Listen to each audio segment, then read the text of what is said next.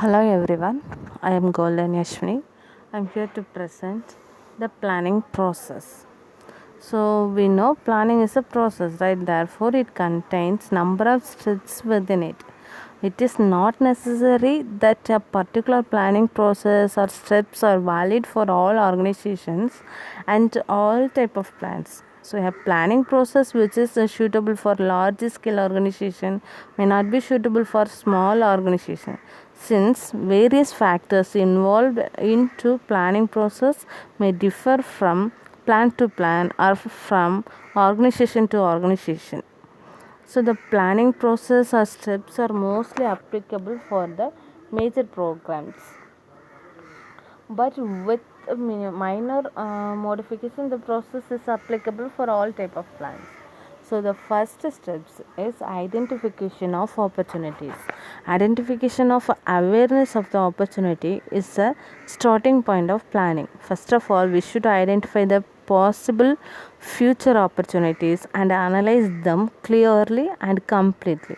Among them, we have to identify the following: what are that, where do we stand, what are our strength and weakness, what problems we wish to solve and why, and what do we expect to gain. Once the opportunities are perceived from availability, the other steps of the planning are undertaken. The second step is establishment of objectives or goals. So the next step in the planning is to establish objectives for the entire organization, and then for each subordinate unit. Objectives specify and indicate. So objectives specify and indicate the result expected, what is to be done, where is the primary emphasis to be placed, what is to be accomplished by various types of plans. Organizational objectives should be specified in all key result areas.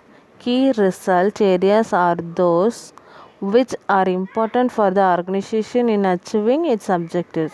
The key result areas may be profitability, sales, research and development, manufacturing, and so on. So, initially, overall objectives are set which shape the structure of other subsidiary objectives in an organization. Then they are divided into departmental, sectional, and individual objectives. Overall objectives given directions to the nature of all other plans of the major departments. So, departmental objectives must conform the overall objectives. Thus, there will be a hierarchy of objectives in the organization. Then the third one is developing planning premises. So, planning premises are the assumptions which we should make about the various elements of environment. It provides a basic framework in which plans operate. So these premises may be internal or external. Internal premises include organizational policies, resources of various types, sales forecasting, and the ability of the organization to withstand the environmental pressure. So external premises include the total factors in task environment such as political, social, technological, competitors, plans and actions and government policies, etc. So the plans are formulated on the basis of both internal and external premises. The nature of planning premises differs at different levels of planning. At the top level, it is the most externally focused, whereas it is internally focused at the bottom level. Then the fourth one is identification of alternatives. So the next step in the planning is to search for and design the alternative courses of action. Based on organizational objectives and planning premises, various alternatives of plans can be identified. A particular objective can be achieved through a number of ways. All alternatives cannot be analyzed. Some alternatives can be rejected as at its preliminary stage itself. By considering preliminary criteria such as minimum investment required, matching with the present business, market conditions, government control, skilled workers, technical available, etc. Only the alternatives which meet the preliminary criteria may be chosen for further detailed analysis. Then the fifth step is evaluating of alternatives. So the alternatives considered for the analysis according to preliminary criteria may be taken for further evaluation.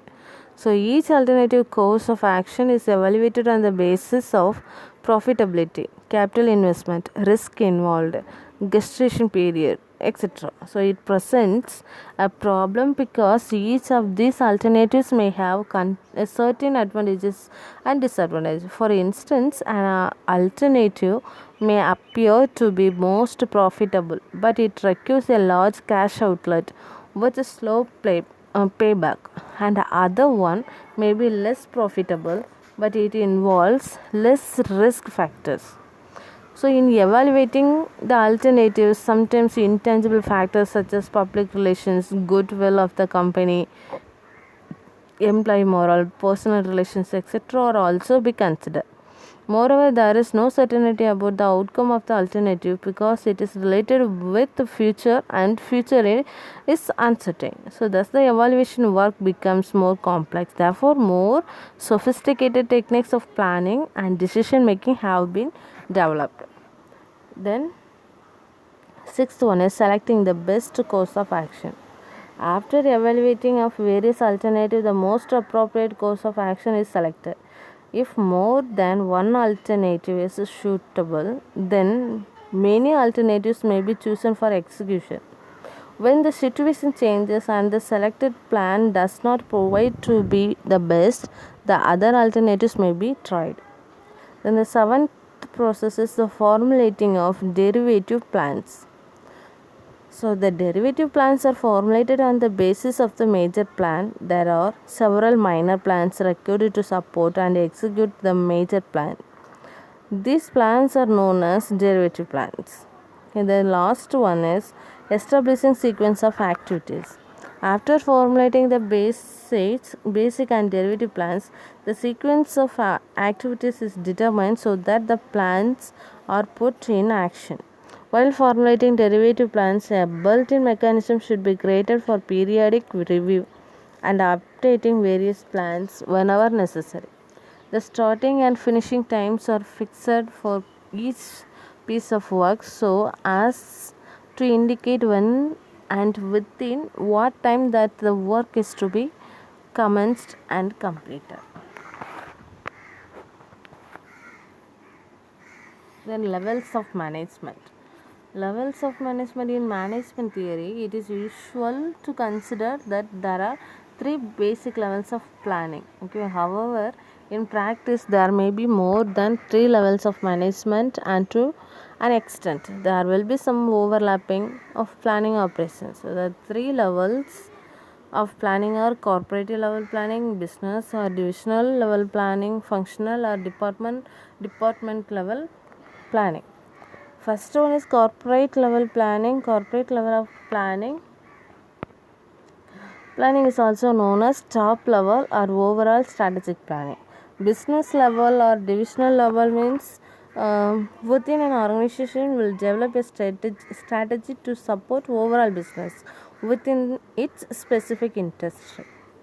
In the functional or department level planning describes the support function of a business. Finance, marketing, manufacturing, and human resources are a few examples of the functional levels. Okay, thanks for listening.